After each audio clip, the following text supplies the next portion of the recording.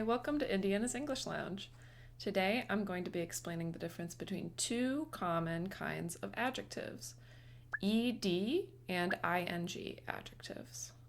There are a lot of adjective pairs that have the same root but different endings. For example, excited and exciting, bored and boring, interested and interesting.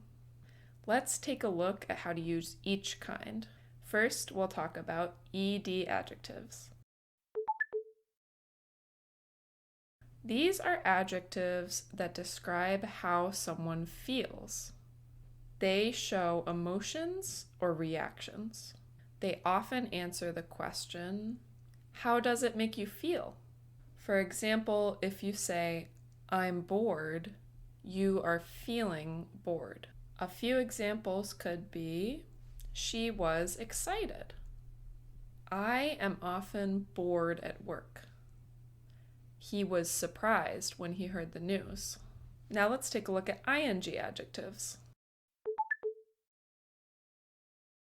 These are adjectives that describe the person, situation, or thing that make you feel that way. They often answer the question, who or what is making you feel this way? For example, if you said, the movie is boring, that means the movie is making you feel bored. The movie is causing you to feel bored. For example, that movie is so boring. Becca is such an interesting girl. He just told us surprising news. In summary, ed adjectives are describing how you feel, your feelings. But ing adjectives are describing what makes you feel that way. What is causing those feelings? Does it make sense? Let's take a quick quiz and test your understanding. Remember, if a book is boring, it makes you feel bored when you read it. The book is boring. You feel bored reading it. Question number 1. Anna is watching a scary movie. A monster suddenly appears. Anna screams. Is Anna frightened or frightening? Anna is frightened. She's frightened because the movie is frightening. Question number 2. My brother and I are listening to a podcast. We don't really care about the topic. We decide to turn the podcast off. Is the podcast bored or boring? The podcast is boring.